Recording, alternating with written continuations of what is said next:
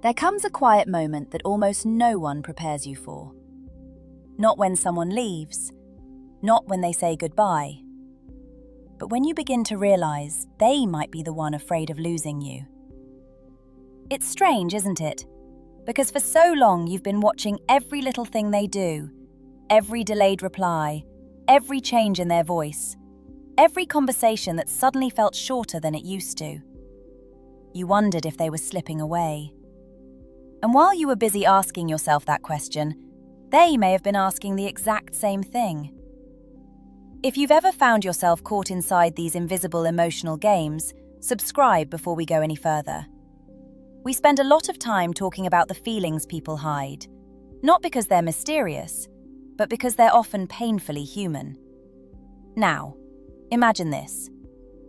You stop sending the first message, not to punish them, not to test them. You're simply tired. Life gets busy. Your attention shifts somewhere else. Maybe you finally decide that constantly chasing reassurance is exhausting. For the first day, nothing happens. The second day, still quiet. You tell yourself you expected this. You even feel a little disappointed that it hurts less than you thought. Then, late at night, your phone lights up. The message isn't dramatic, it's almost ordinary. "Hey, how's your week going?" A simple sentence. Almost too simple.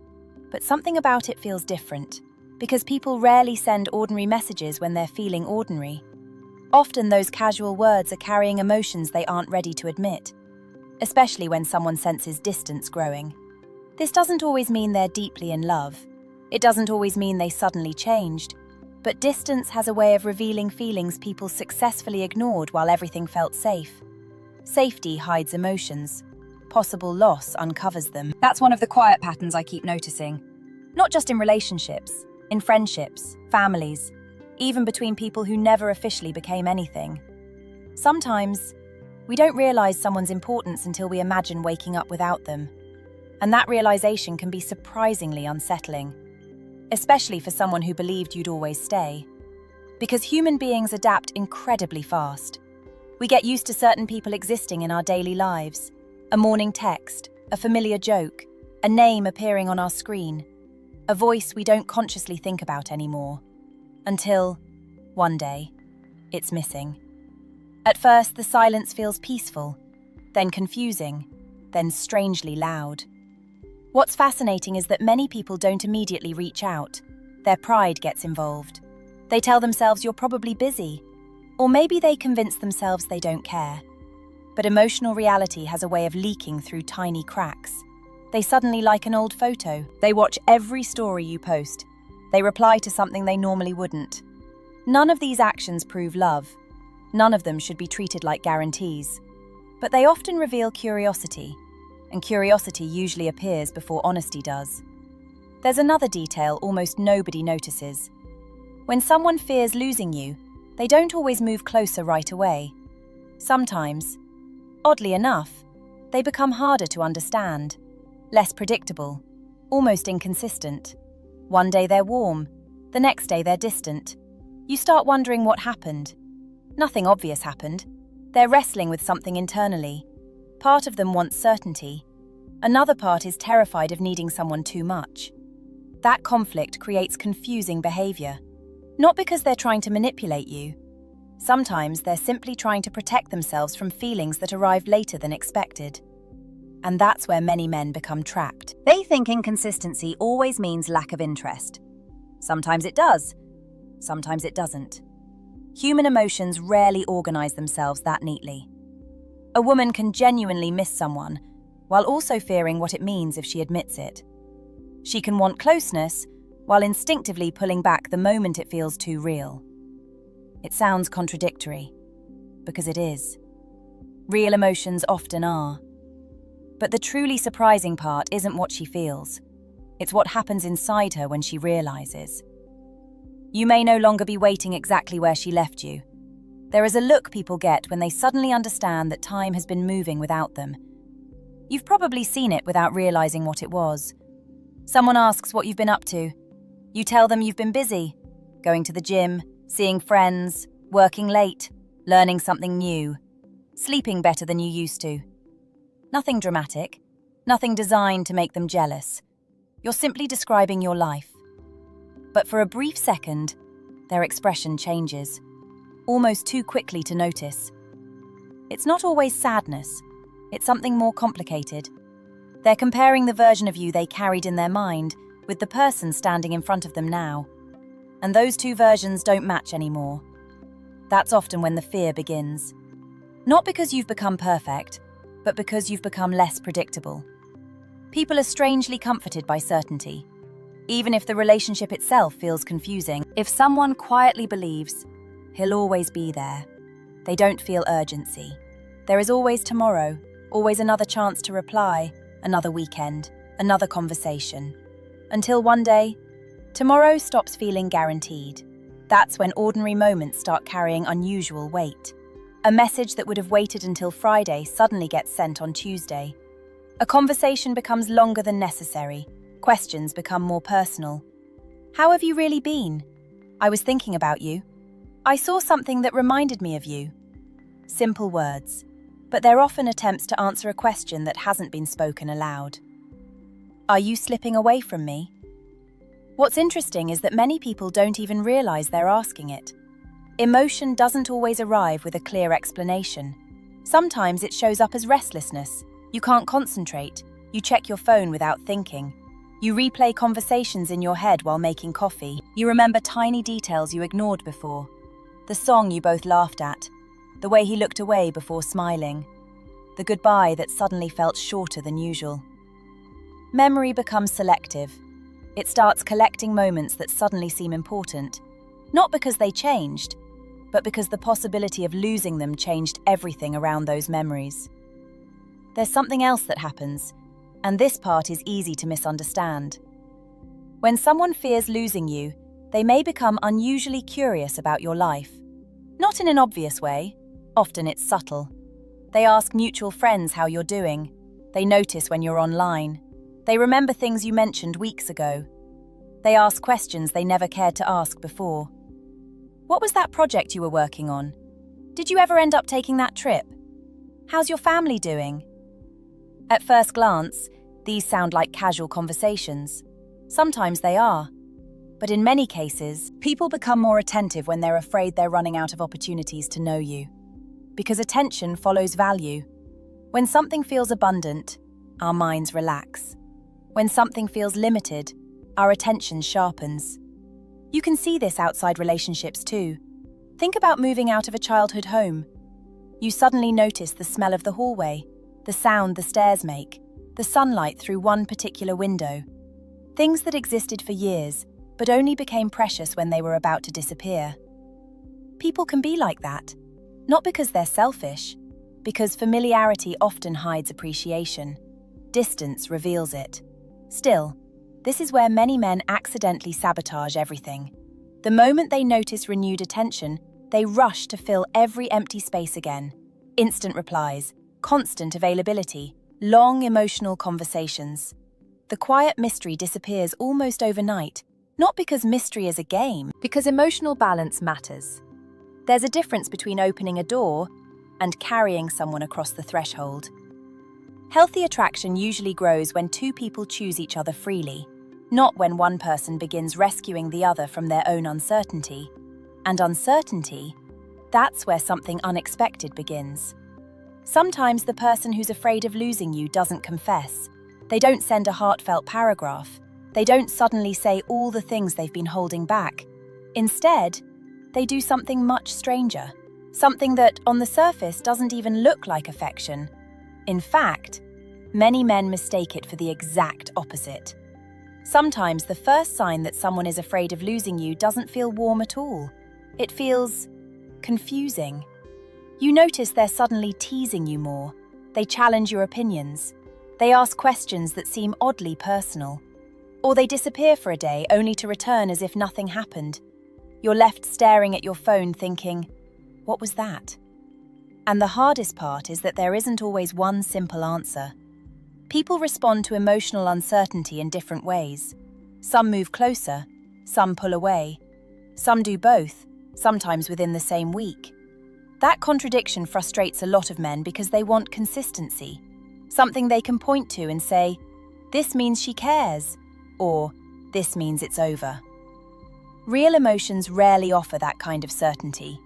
Imagine a woman sitting on her couch late at night. She's scrolling through her phone without really looking at anything. Your conversation appears. She opens it, reads the last few messages, smiles for half a second, then locks the phone.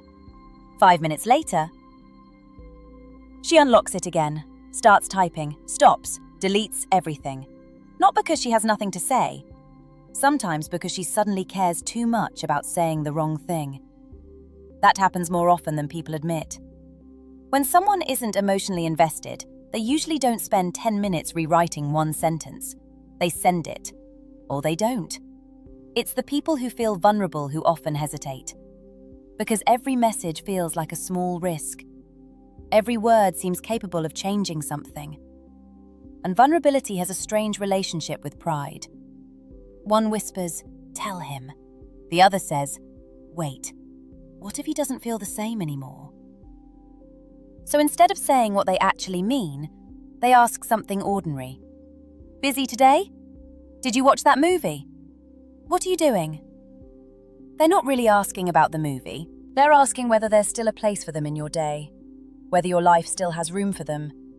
Most people never say that part out loud, because needing someone can feel frightening, especially if they've spent years convincing themselves they don't need anyone.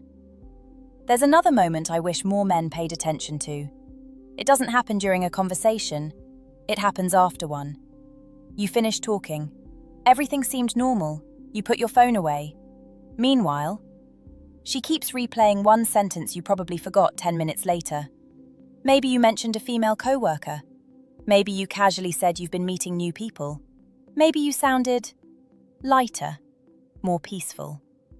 That small detail lingers in her mind, not because she's trying to control you, sometimes because it quietly challenges the story she had been telling herself. The story that you'd always be emotionally available, that you'd still be hoping, still waiting. When that story starts to crack, something shifts inside. Not panic exactly, more like urgency mixed with uncertainty. And urgency has a way of changing behavior. She may suddenly become more present. She laughs a little longer, finds reasons to continue conversations that could have ended naturally.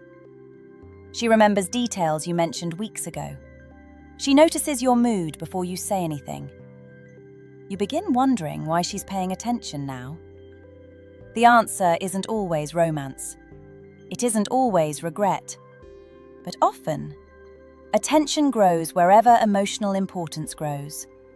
And that's worth remembering. Because many men assume affection always arrives with dramatic words. A confession, a grand gesture, a perfect speech. Life is usually quieter than that. Sometimes affection sounds like, "Did you get home safely? You seem tired today. I remembered what you said." Small sentences, easy to overlook, yet they carry something deeper. They say, "You're still on my mind when you aren't standing in front of me." But then, just when you start believing things are finally becoming clear, she does something that makes almost no sense. She becomes distant again. Not colder, not cruel, just harder to reach. And if you misunderstand what's happening in that moment, you might walk away right before discovering what that distance was really trying to protect. That sudden distance can feel like a door closing. You send a message, she replies, eventually. The conversation feels lighter than it did a few days ago. You wonder if you imagined everything. Maybe those longer talks meant nothing. Maybe the extra attention wasn't real. Your mind starts searching for the simplest explanation because uncertainty is exhausting. But people aren't always simple. Sometimes they step back not because their feelings disappeared, but because those feelings became harder to ignore. There's a quiet difference between someone who loses interest and someone who feels exposed. From the outside, both can look distant. Inside, they are completely different experiences. Think about a conversation where she laughed more than usual, the kind where time disappeared. Neither of you was trying too hard. You weren't thinking about saying the perfect thing. She wasn't measuring every word. It just flowed. Then you said goodbye. You went to sleep feeling calm. She went home feeling something else.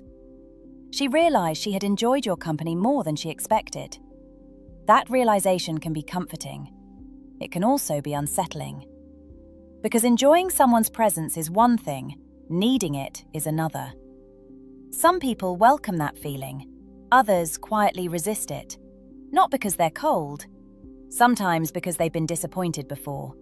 Sometimes because trusting someone means accepting that they could hurt you.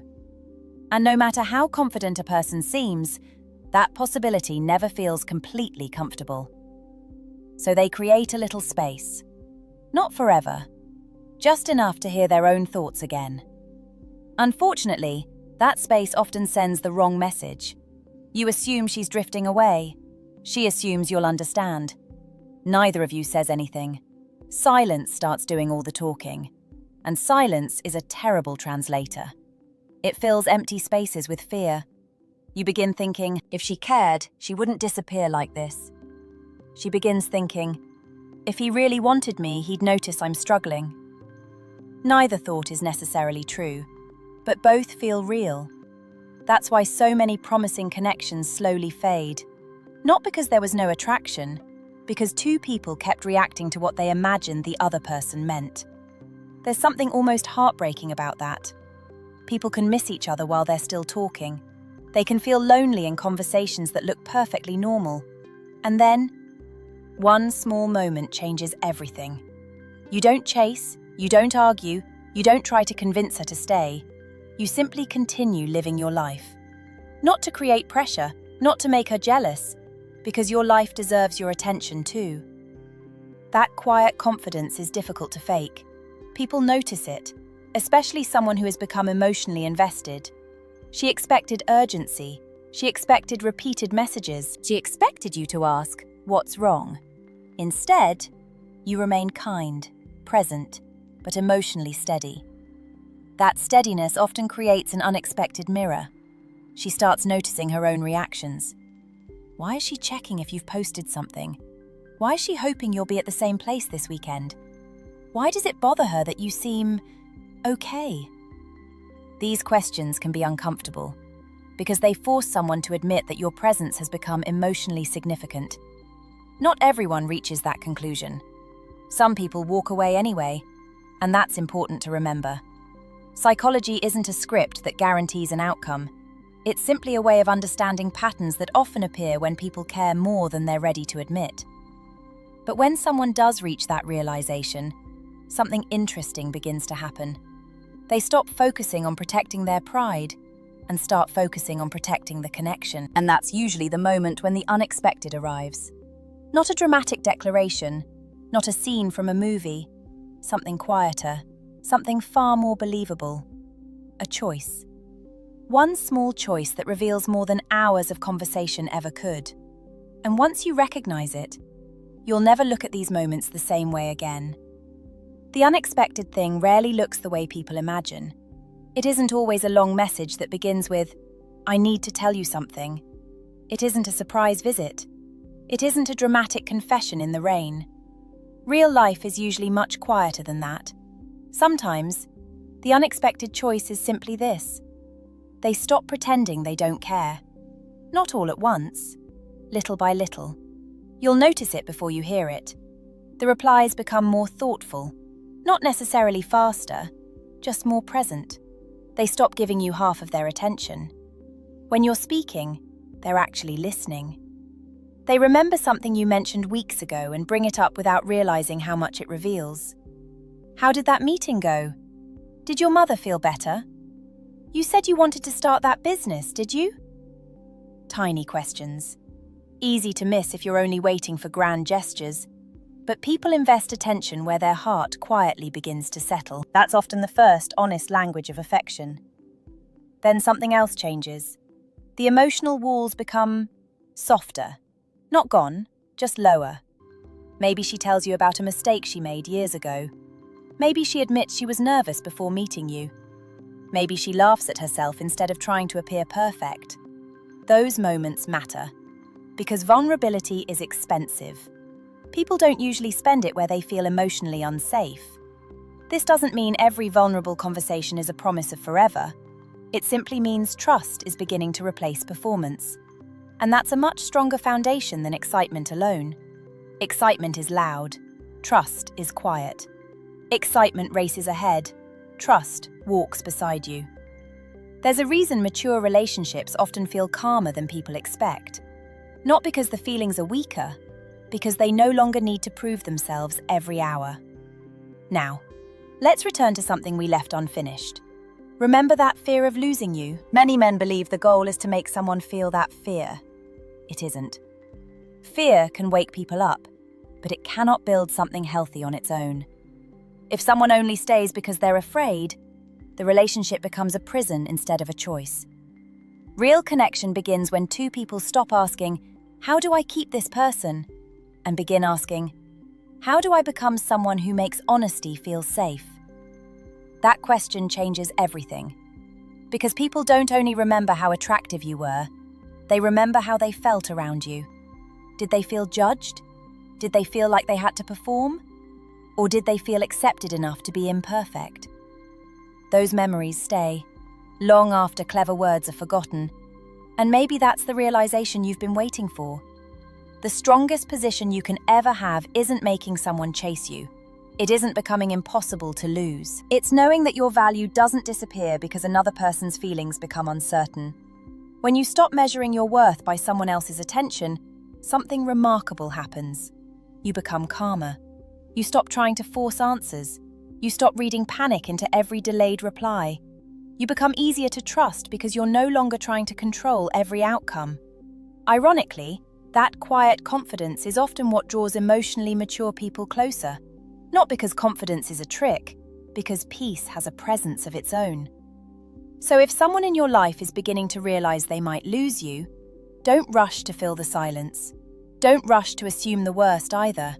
Watch, listen, notice the small choices, the remembered details, the unexpected effort, the moments where actions become just a little more honest than words. Because sometimes the most meaningful confession isn't spoken at all. It's the quiet decision to stop hiding. And if that decision comes, you won't have to force yourself to recognize it. You'll feel it. Not in one dramatic moment, but in 100 small ones that finally begin pointing in the same direction. That's how genuine connection often grows. Not with certainty, not with perfection, but with two imperfect people who slowly become less afraid of being seen.